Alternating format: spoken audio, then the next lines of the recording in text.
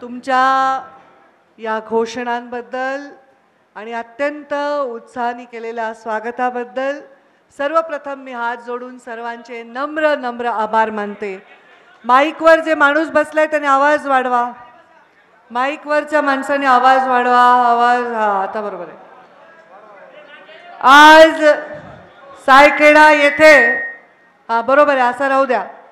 सायखेडा येथे ही जी सभा आयोजित केलेली आहे या सभेला ज्यांच्यासाठी मी आले, ज्यांना विजय मिळावा ह्याच्यासाठी मी रात्री आमची 12:30-1 वाजता चर्चा झाली आणि त्याच्यानंतर ही सभा ठरली. आणि जर मोदीजींसाठी एक मत वाढत असेल त्यांना प्रधानमंत्री करण्यासाठी तर आम्ही कधीही कुठेही केव्हाही कसंही जाऊन त्याच्यामध्ये योगदान द्यायला तयार आहोत. त्या ज्यांना विजयी करण्यासाठी मी इथे आले आहे त्या खासदार डॉक्टर भारतीताई पवार ज्या नामदार आहेत, आता जोपर्यंत नवीन शपथ घेत नाही तोपर्यंत त्या आहेत. आणि त्या जेव्हा मंत्री झाल्या तेव्हा सर्वात जास्त आनंद हा मला तेव्हा झाला की कसं आहे, एखादा व्यक्ती डॉक्टर आहे, इंजिनियर ठीक आहे, पण त्याच्या पिढ्यानं पिढ्याची जी एक लढाई असते ती लढाई, त्या लढाईला सकारात्मक दिशा देण्याचं काम करण्याचं काम एका मागास वंचित समाजात जन्मलेल्या त्यातल्या त्यात एका स्त्रीला जर करायला मिळालं तर माझ्या एवढा आनंद कोणालाच त्याच्यामध्ये होणार नाही. आणि डॉक्टर भारतीताई खरंच आहे की जेव्हा त्या पहिल्यांदा खासदार झाल्या तेव्हा मी प्रीतमताईंना फोन केला की तुमची दुसरी टर्म आहे, तुम्ही महाराष्ट्रातल्या नवीन निवडून आलेल्या खास करून महिलांना मार्गदर्शन करा, काळजी घ्या आणि त्यांना सांगा काय करायला पाहिजे. आणि प्रीतमताई आणि त्यांची चांगलीच गट्टी जमली. प्रीतमताईंनी मला आग्रह केला की ताई तुम्ही त्यांची सभा घ्या. आपल्या या सभेला मी येऊन सगळ्यांना एवढंच सांगेन की भारतीताई आमची बहीण आहे आणि त्यांना आपण मोठ्या मताने निवडून द्या. त्यांच्या निवडणुकीमध्ये अत्यंत कष्ट करत असलेले आणि ज्यांनी खूप छान भाषण केलं आणि मला म्हटले वाघीण आहेत ताई जोरात बोला, ते आमदार दिलीप काका बनकर. मंचावर उपस्थित शंकररावजी वाघ, जगनप्पा कुटे, हेमंत धात्रक, प्रकाश घुगे, यातीन कदम, या निवडणुकीसाठी आमच्या भटका विमुक्त जे आमचंच वरती काय म्हणायचं त्याला त्याचे डायरेक्टर बोर्डाचे आमचे प्रवीण घुगे ते खास जबाबदारी घेऊन इथे काम करत आहेत. अतिलजी कुंदे, गणेशजी गीते, महेश कुटे, भाऊलाल तांबडे, विजय गडाख, राजेंद्र सोनवणे, भगवानराव बोरसे, मंजुषाताई दराडे, मनीषाताई बोडखे, सारिका डेरले, उपस्थित सर्वच मान्यवर आणि समोर उपस्थित वडीलधारी मंडळी, टोपीवाले सगळे शेतकरी दिसतात, कांद्याचेच असतील असं मला वाटतं, माहिती आहे. आणि जे बिना टोपीवाले तेही शेतकरी असू शकतात, कारण माझी इच्छा आहे की जीनची पॅन्ट घातलेला माणूस तुझा शेतकरी असावा आणि त्याने चांगलं कमवावं. ते युवा बांधव आणि माझ्या माता भगिनींनो, मी टिपिकल गोष्ट कधीच करत नाही. आपले आले एवढे म्हणून नाव वाचले झालं, भाषण सुरू केलं. माझी इच्छा असते संवाद करताना समोरच्याच्या हृदयाला काय वाटतं ते आपण बोललं पाहिजे. आणि जे आपण बोललो ते 10 वर्षांनी जरी रेकॉर्डिंग वाजवलं तरी त्याच्यातून माघार घ्यायची आपल्यावर वेळ आली नाही पाहिजे. माझे वडील गोपीनाथ मुंडे हे सर्वात मोठं कारण आहे की तुम्ही माझ्यावर प्रेम करता. ट्रोल करणारे काही लोक असतात ज्यांना पोटशूळ असतो, ते म्हणतात बाबा बाबा करते. आता बाबा बाबा नाही करणार तर काय करणार? माझ्या बाबांचं नाव सगळेच घेतात, तर मी तर त्यांच्या पोटी जन्म घेतलाय. माझ्या मरेपर्यंत माझ्या बापाचं मी नाव घेणार आणि त्यांचं नाव वाढवणार. त्यांना अभिमान वाटेल, तुम्हाला अभिमान वाटेल असं काम करणार. तर मी का नाही नाव घेणार? मी बाबांचं नाव घेते ते माझे पिता म्हणून घेते नाही, ते माझे नेता होते म्हणून घेते. एका नेत्याने घडवत असताना एखाद्या कार्यकर्त्याला जेवढं झिजायला लावलं असेल त्याच्यापेक्षा 10 पट लेख म्हणून मला झिजायला लावलंय, मला कष्ट करायला लावलेत. म्हणूनच 10 वर्ष एवढ्या संघर्षानंतर मी उभी आहे. आणि म्हणून मला वाटतं की एखादी लेख, एखादी मुलगी एखादी कन्या एखादी स्त्री लढत असेल तर माझं सगळ्यात मोठं दायित्व आहे की तिच्या पाठीमागे मी माझी शक्ती उभी केली पाहिजे. सगळ्यांना खूप कौतुक वाटतं, पंकजाताईंची सभा फार आग्रह असतो लागली पाहिजे वगैरे, पण यावेळी थोडं मी जरा व्यस्त होते. तरी मध्ये मध्ये जाऊन मी काहीतरी वाचवायचा प्रयत्न करत होते की आपण नाही म्हणून अडचण होऊ नये. मी बाहेरही सभा घेतल्या, परंतु दूध पोळल्यामुळे ताकही फुंकून प्यावं लागते. मागच्या वेळी गडबड झाली. विकास केवढा केला, विकास काय केला. अहो मी नाशिकला आधी यायचं तर माझ्या अंगावर यायचं, जीवावर यायचं. 7-8 तास 9 तास लागायचे. आता ह्या समृद्धी मार्गाने अगदी मी औरंगाबादवर निघाले तर 1.5 तासात तर आपण शिर्डीला 1.5 तासाच्या आतच पोचते. ही परिस्थिती आहे. मग ही गती नाही का विकासाची. आपण म्हणतो विकास काय झाला, विकास काय झाला. विरोधक म्हणतात विकास काय झाला. अरे तुम्ही कधी विकासाची ओळख तरी करून दिली का जनतेला. तुम्ही फक्त जाती धर्माचं राजकारण करून मतं मिळवलेले आहेत. मी अनेक वर्ष अनेक नेत्यांचे पक्षाचे भाषण ऐकले. त्यांनी दरवेळी भाषण करताना सांगायचं या मागासलेल्या महाराष्ट्राला, या देशाला आम्ही अमुक करू तमुक करू. अरे तुम्ही जर खुर्चीवर विराजमान आहात, तुमच्याकडे पद आहे, तुमच्याकडे पद आहे, तरी तुम्ही मागासलेला मागासलेला म्हणतात. हा तुमचा पराभव नाही का. तो पराभव मान्य करायला मोदीजी तयार नाहीत. या देशामध्ये सर्वात मोठी लोकशाही आहे ही म्हणजे आपल्या भारताची आहे. सगळ्यात मोठा पक्ष तो म्हणजे भारतीय जनता पार्टी आहे, ज्याच्यावर सर्वात जास्त लोकांचा विश्वास आहे. आणि विश्वास असल्यामुळे अपेक्षा सुद्धा आहे आणि त्या रास्त आहेत. का नसतील अपेक्षा. या देशामध्ये जेव्हा सरकार आलं, प्रधानमंत्री नरेंद्र मोदी झाले, तेव्हा आणि त्याच्या आधीच्या प्रचाराची नुसती जर विचार करायचा ठरवला तर तेव्हा मी प्रचाराला जायचे तर नाकाला रुमाल लावावा लावायचा अशी परिस्थिती होती. आम्ही प्रचाराला गावाला जात असताना आम्हाला अक्षरशः असं नाकाला रुमाल लावावा लागायचा. मग बाया म्हणायच्या वा वा तुम्हाला फार दुर्गंधी येते, आम्ही कसे राहतो इथे. कारण त्या माऊलीला जाण्यासाठी शौचालयाची व्यवस्था नव्हती. का हो, देशाला 1947 साली स्वातंत्र्य मिळालं आणि देशाला 2014 पर्यंत का वाटलं नाही की या माऊलीला कुचंबनेतून वाचवलं पाहिजे. ही साधी भावना आहे. ही भावना ही महत्त्वाची आहे. ही भावना प्रेरणा झाली, ही एक चळवळ झाली. आणि आज जेव्हा 10 वर्षांनी मी प्रचारामध्ये जाते, मला रस्त्यावर शौचालयाला बसलेलं कोणी दिसत नाही. ही परिस्थिती आहे. मग ही केवढी मोठी मिळकत आहे. आणि मी ग्रामविकास मंत्री होते. देशामध्ये सगळ्यात जास्त ग्रामीण भागामध्ये शौचालय बांधल्याबद्दल मोदींच्या हाते आमचा पुरस्कार देऊन स्वागत झालं. जेव्हा आमची लोक मजाक उडवायचे, काय तुम्ही शौचालय बांधता, तुम्ही शौचालय बांधता. पण त्याची किती मोठी गोष्ट महत्त्वाची होती, त्याच्या मागे किती मोठा विषय होता, त्याच्या मागे माता भगिनीच्या बद्दल असणारा किती मोठा आदर होता, याचा विचार करण्याची गरज आहे. आज मोदीजींच्या योजना सांगा म्हणलं तर पटापट तुम्ही सांगताल. आज स्वच्छता अभियान सांगताल. आयुष्यमान कार्ड घेतलंय का नाही कोणी सांगा बरं, हात वर करा बरं. आयुष्यमान कार्ड घेतलेले लोक हात वर करा बरं. बघा, आयुष्यमान कार्ड घेतलंय. तुम्ही शेतकरी आहेत, कृषी सन्मान योजना घेता की नाही, अकाउंटमध्ये वेळेवर पैसे मिळतात की नाही, कुणाकोणाला मिळतात हात वर करा बरं, हात वर करा बरं. मग एवढा सगळा लाभ, एवढा सगळ्या योजना तुमच्यासाठी आहेत. नुसत्या मोठे मोठे रस्ते भौतिक सुविधा बांधल्या नाही तर स्वतःला प्रधानमंत्री नाही प्रधान सेवक म्हणून घेतलं मोदीजी. आणि त्या प्रधान सेवकाला या देशाला जगातली सगळ्यात मोठी आर्थिक शक्ती बनवायची आहे. मग आपण त्याला साथ देणार की नाही. देण्यासाठी आपल्याला भारतीताईला निवडून द्यावं लागेल की नाही.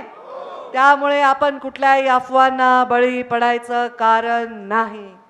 माझ्या नावाच्या मागे काय लागतं ह्याच्यावरून तुमचं माझं नातं ठरलं असतं तर आज मी इथे उभी राहिले नसते.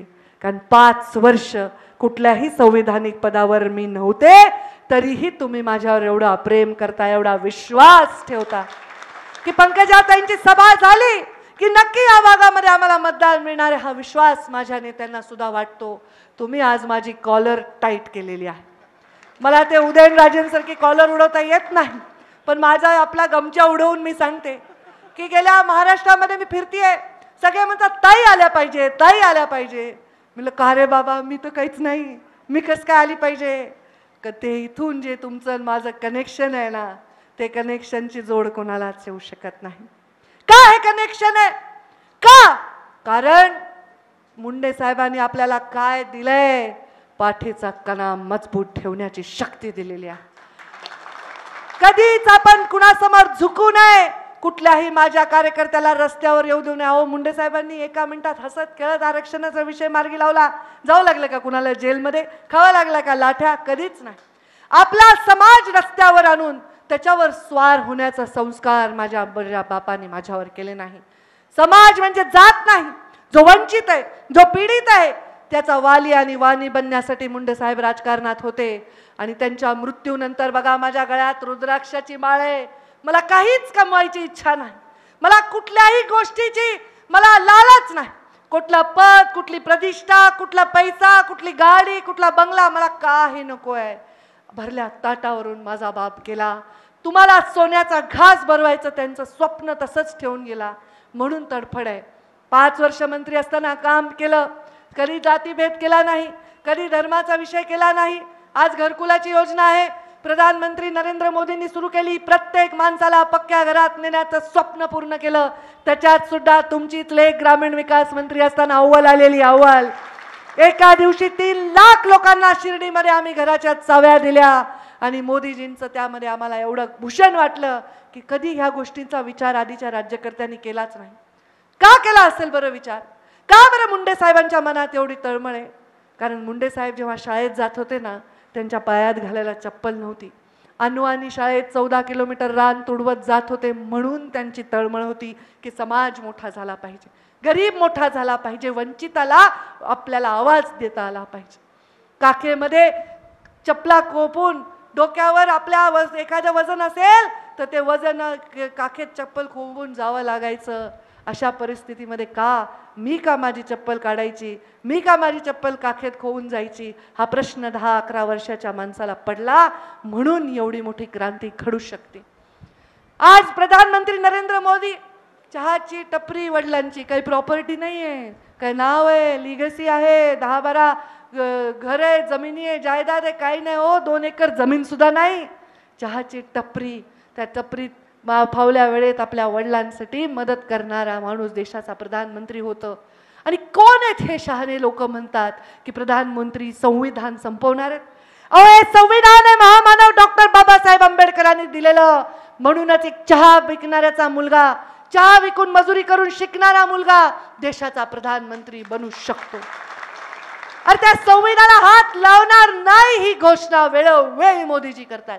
मोदीजी सांगतात की एसटीच्या आरक्षणाला, त्यांच्या हक्काला, ओबीसींच्या सामान्य माणसाच्या हक्काला धक्का न लावता या देशाचा विकास करता येईल. मुख्य प्रवाहात सामान्य माणसाला आणून विकास करता येईल. ही लढाईच तर त्याच्यासाठी आहे. काय लढाई आहे माझी तरी? काय या राजकारणामध्ये एवढा संघर्ष, एवढ्या गोष्टी पेलल्यानंतर राहावं वाटतं? कारण पदावर राहिल्यानंतरच तुमचे कामं करता येतात. मला वाटतं एक 50-100 कोटी रुपयाचे मुख्यमंत्री ग्राम सडक योजना मी नाशिकमध्ये केलेले आहेत. भारतीताईंच्या पण पत्रावर त्यांनी भरपूर मला निधी त्यांना मी दिलेला आहे. 25-15चं तोंड मला लोकांना माहीत नव्हतं की 25-15 काय, जलयुक्त शिवार काय, हे कसं झालं. मी मुंडे साहेबांचा प्रचार करायचे तेव्हा मी एक डायरी घेऊन जायचे आणि मी लिहून ठेवायचे त्या डायरीमध्ये, ह्या गावात ही अडचण आहे, त्या गावात ती अडचण आहे. ते मग ती डायरी झाली. मुंडे साहेबांना निवडून आल्यावर म्हणलं, बाबा या डायरीमध्ये हे लिहिलेलं आहे, हे लोकांचं करायचं आहे. ते म्हणले, अरे आता मी मंत्री झालोय देशाचा, मी कुठलीही गोष्ट शिल्लक ठेवणार नाही. लोकांनी मला 14 वर्ष साथ दिली, सत्तेत नसताना देखील त्यांचा वनवास संपवणार आहे असं त्यांनी सांगितलं. ती डायरी तशीच राहिली, पण साहेब निघून गेले. त्या डायरीमधली प्रत्येक गोष्ट ही योजना झाली. जलयुक्त शिवार मी मंत्री नसताना सुद्धा माझ्या NGOच्या माध्यमातून मी वैद्यनाथ पॅटर्न म्हणून हे काम करत होते. ते जलयुक्त शिवार झालंय. त्या जलयुक्त शिवारचा एवढं चांगलं काम आहे, विरोधकही येत होते टोपले घेऊन, खोरे घेऊन, कारण लोकांनी ती चळवळ बनवली. योजना लोकांवर लादता येत नाही, त्याला चळवळ बनवावं लागतंय, हे मोदीजींनी आपल्याला शिकवलेलं आहे. त्या जलयुक्त शिवारमध्ये जेव्हा टोपलं घेऊन उन्हामानाचं आम्ही काम करत होतो तेव्हा आता फळ मिळालं. मी आता मान तालुक्यात गेले होते, प्रचंड दुष्काळी तालुका आहे. त्या तालुक्यामध्ये पूर्ण नदी खोलीकरण, बंधारे वगैरे आम्ही काम केलं. आत्ताच 2-2.5 महिन्यापूर्वी, 3-4 महिने झाले असतील, एक मुलगा माझ्याकडे आला 22-23 वर्षाचा. आणि त्यांनी मला एक डब्बा एक खोका दिलं, त्या खोकामध्ये डाळिंब होते. म्हणलं काय हे घेऊन आला? ताई हे डाळिंब मी देवाला वाहिल्यानंतर पहिल्यांदा तुम्हाला आणले. म्हणलं का?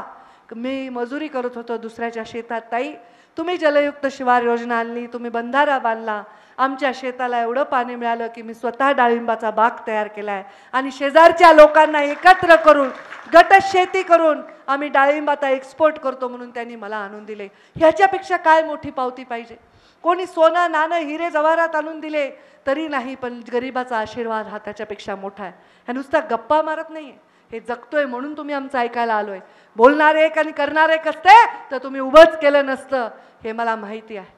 जे तोंडातून वाक्य निघतं ते पूर्ण करण्यासाठीच आमचा जन्म झालेला आहे, तुमच्या सेवेसाठी. मान्य कांद्याचा प्रश्न आहे. कांदा कधी रडवतो कधी हसवतो. शेतकरी रडला तर राजकारणालाही रडावं लागतं, शेतकरी हसला तर राजकारणालाही हसावं लागतं. मला माहिती आहे कांद्याचा विषय. कांद्याच्या बाबतीत सरकारने निर्णय देखील घेतलेला आहे, परंतु कायमस्वरूपी हे निर्णय पूर्णपणे शेतकऱ्यांच्या हिताचे घेतले पाहिजे, बळीराजाच्या हिताचे घेतले पाहिजे. त्याच्यासाठी आपल्याला शेतकऱ्याला उत्पादनासाठी लागणारा खर्च आणि त्याच्यावर त्याला नफा हे देण्याचा निर्णय आपण घेतलेला आहे. कधी कधी निर्यात धोरणामुळे आयात धोरणामुळे उत्पादन जास्त झाल्यामुळे किमती पडू शकतात, पण त्यामध्ये शेतकऱ्याला वाजवी किंमत मिळून त्या कांद्याचं किंवा त्या उत्पादनाचा न्याय करण्यासाठी सरकारचा हस्तक्षेप जरुरी आहे.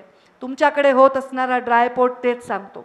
तुमचा कांदा विकला नाही गेला, कांद्याची पावडर करा, कांद्याच्या सुकलेल्या कांद्याच्या एअर फ्राय करून त्याचे तुम्ही पॅक करून ते एक्सपोर्ट करा. तुमच्या द्राक्षाची अडचण झाली, द्राक्षाचे ड्रायफ्रूट करायचे ते एक्सपोर्ट करा. तुमच्या या भागामधल्या प्रत्येक पिकाला न्याय देण्यासाठी ड्रायपोर्ट ही अत्यंत महत्त्वाची योजना आहे. मी स्वतः खात्री देते, मी दिल्लीमध्ये गेल्यावर या ड्रायपोर्टमधनं होणाऱ्या शेतकऱ्यांच्या न्यायाच्या प्रत्येक योजनेकडे मी स्वतः लक्ष देईन. तुम्हाला भारतीताई सोबत पंकजा मुंडे सुद्धा खासदार मिळेल, डबल डबल खासदार. तुम्ही हक्काने मला सांगा काय करायचंय, ते करलं नाही तर परत तुम्हाला तोंड दाखवणार नाही, हा माझा तुम्हाला विश्वास आहे. अरे 5,500 वर्षापूर्वी रामायण झालं. लोक तर म्हणत होते हे जे भाषण करतात जे दुसऱ्या पक्षातले लोक, पहिले तर मला आठवतं प्रमोद महाजनांचं भाषण अजूनही यूट्यूबवर असेल, राम होतेच का नाही, रामाचा जन्म कुठे झाला याचे काय पुरावे आहेत, त्याच्यावर प्रमोदजींचं सुंदर भाषण आहे. ते भाषण तुम्ही यूट्यूबवर ऐका, त्याच्यात मी तुमचा वेळ घेणार नाही. परंतु जे लोक प्रश्न चिन्ह उभं करत होते की रामायण झालं का, राम होते का नाही, सेतू राम सेतू आहे का नाही, ते लोक आज सांगतायत जय श्रीराम. मान्य राम सर्वांचे आहेत, सर्वांचे आहेत, परंतु त्या श्रीरामाचा मंदिर बांधण्याचा जो जनसंघापासून भारतीय जनता पार्टीचा जो एक प्रण होता, तो प्रण पूर्ण करण्याचा योग मोदीजींच्याच हस्ते होता. हे प्रभू रामाचीच इच्छा होती. मला सांगा ना, एखादा पक्ष जन्मत असतो, तो एखाद्या भूमिकेने काम करतो आणि त्या भूमिकेमध्ये लोकांना स्वप्न दाखवतो, पण ते स्वप्न पूर्ण करू शकत नाही. एखादा नेता जर येतो आणि त्या स्वप्नांवर स्वार होत असतो तर तेव्हा ते स्वप्न पूर्ण होत असतात. मोदीजींनी स्वतः स्वप्न दाखवलं, स्वतः त्यासाठी लढले आणि प्रभू श्रीरामाचं मंदिर उभं केलं. आपण सर्वांनी इथं बसले, मला तर डोळ्यातले अश्रू थांबले नाही, कारण मला आठवण आली माझ्या बाबांची मामाची, ज्यांनी कारसेवेपासून ते काम केलेलं आहे. अरे ही काही धर्माची गोष्ट नाही, कोणत्या धर्माला हीन दाखवणारी गोष्ट नाही, ही प्रतिकात्मक गोष्ट आहे. जिथे आमच्या रामाचा जन्म झाला त्याला तिथे एका टेंटमध्ये राहावं लागलं अनेक वर्ष. त्या रामाला स्वतःच्या एवढ्या आलिशान अशा मंदिरात राहण्याचा योग येतोय. आपले सुद्धा रामराज्य अजून जोरात येणार आहे, हा योग आलेलाच आहे, हा माझा विश्वास आहे. मला वाटतं 370चा कायद्याचा निर्णय केव्हापासून आपण म्हणतोय 370, केव्हापासून काश्मीरला जाऊन आंदोलन करतायत, केव्हापासून अखिल भारतीय विद्यार्थी परिषद पासून सर्वजण, का नाही होऊ शकलं? कारण त्याच्यासाठी संविधानिक शक्ती लागते. आपल्या देशाच्या बॉर्डर सुरक्षित करणं चूक आहे का? चूक केलं का प्रधानमंत्र्यांनी? मग ह्यांच्याकडे काही करायला नाही, मग हे बुद्धिभेद करतात. हे सांगतात की भारतीताईला निवडून दिलं तर पंकजाताईला अडचण आहे. मला कशाला अडचण आहे रे? एवढी काही गुजरी का मी? मला काही अडचण विडचण नाही आहे, राजा माणूस आहे आपण, सगळ्यांना निवडून आणणं आपलं काम आहे. असं कुणाला कमी करून स्वतःला मोठं करणं हे गोपीनाथ मुंडेंचे संस्कार नाहीत. बुद्धिभेदाचं दुसरं कारण काय? तर म्हणे हे लोक संविधान बदलणार. कसं संविधान बदलतील? महामानवाचं संविधान बदलणार नाहीत, कोणाच्या केसाला धक्का लागणार नाही, एवढा सुद्धा संविधानामध्ये बदल होणार नाही, उलट संविधानाचं संरक्षण. तिसरा मुद्दा काय? अरे बापरे, मुसलमानो डरो, भारतीय जनता पार्टी आई, कुछ खैर नाही. काय खैर नाही? काय खैर नाही? 10 वर्षात कोणत्या मुस्लिम बांधवाच्या केसाला धक्का लागला? कोणत्या मुस्लिम बांधवाला त्याच्या घरातून, त्याच्या अधिकारातून वंचित ठेवलं गेलं?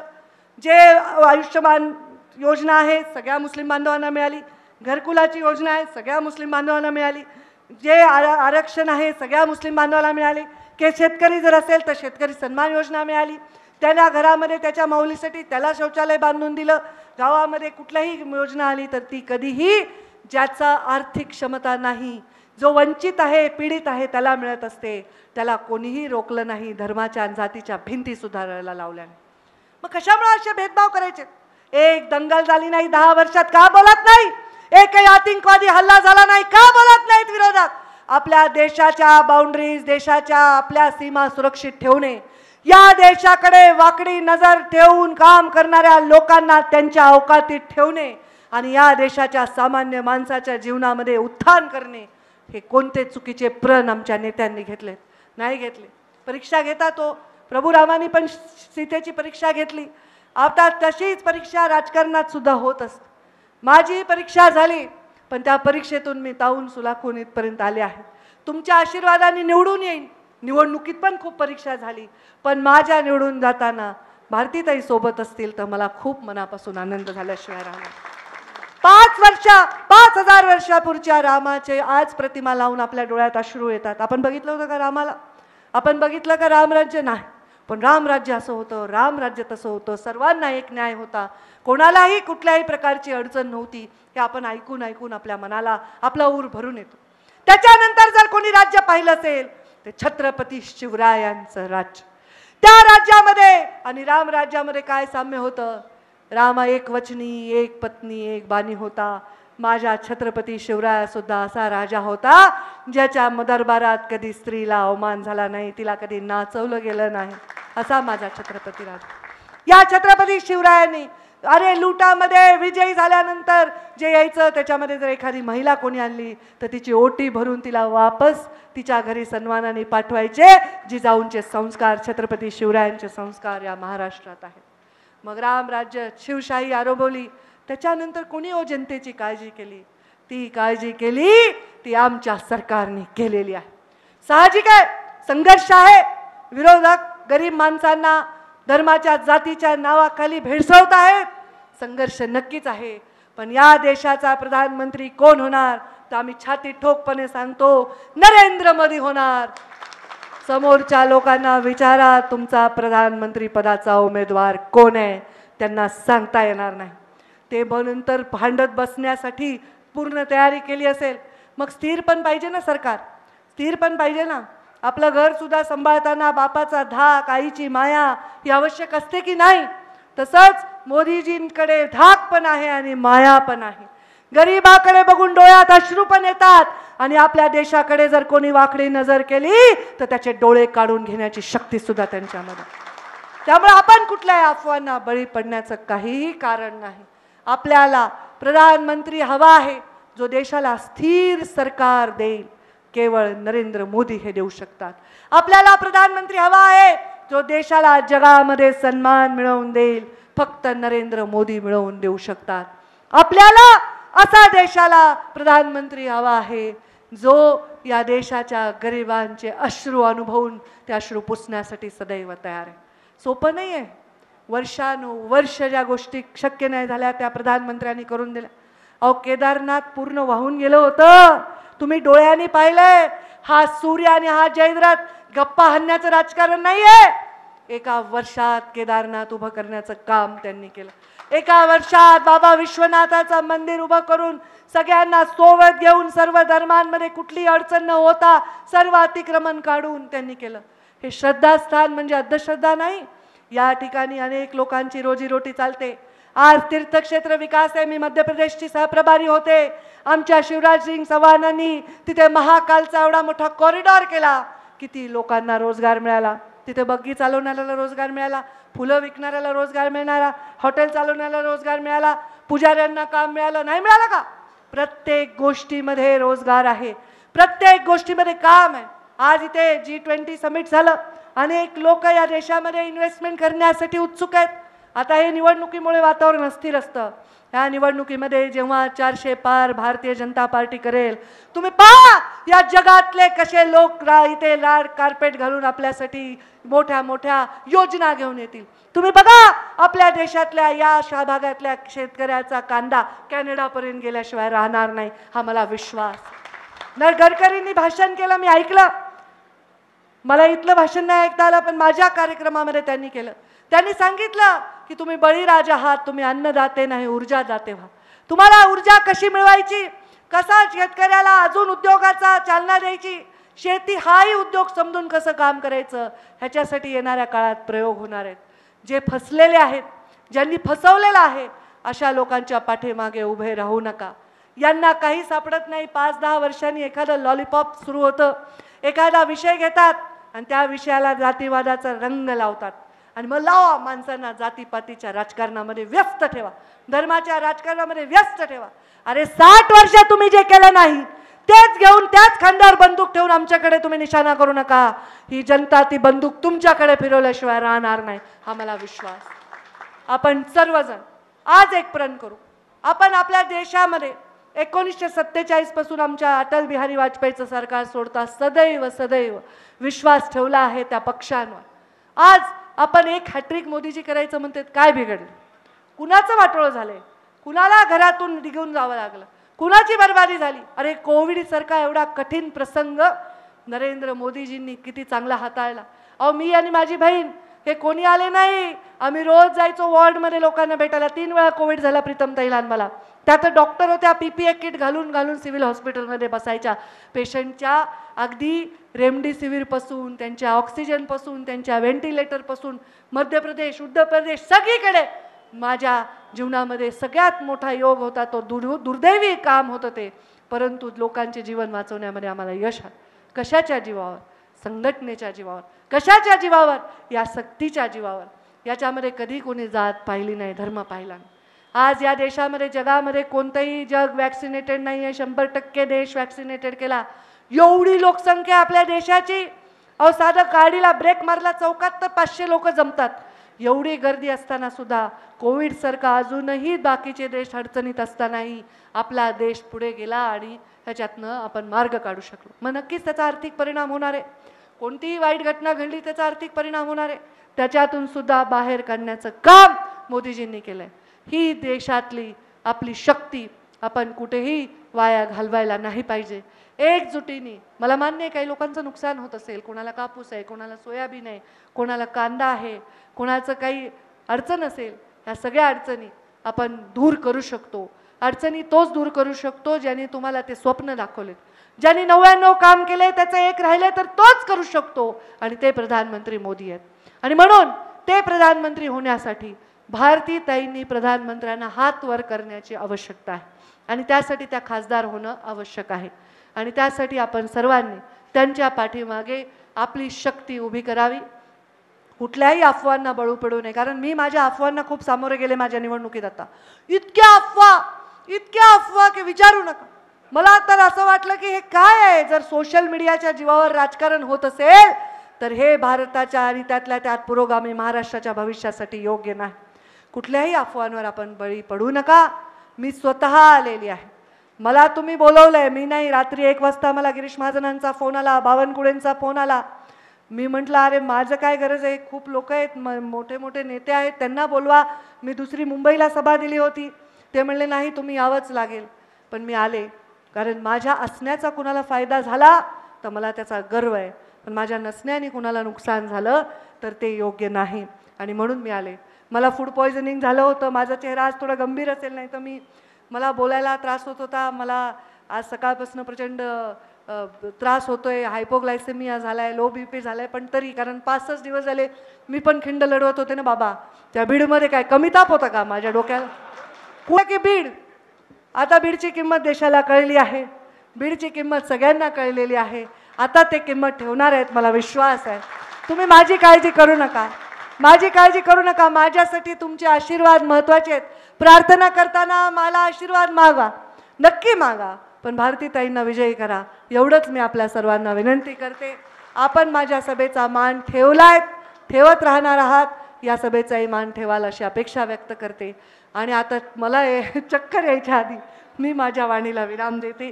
आपण सर्वजण येणाऱ्या 20 तारखेला कमळाच्या फुलासमोरचं बटन दाबा, कमळाला धनुष्यबाणात खोवा, घड्याळीमध्ये बरोबर वेळ बघा आणि भारतीताईंना विजयी करा, एवढंच सांगते. धन्यवाद. जय हिंद, जय महाराष्ट्र.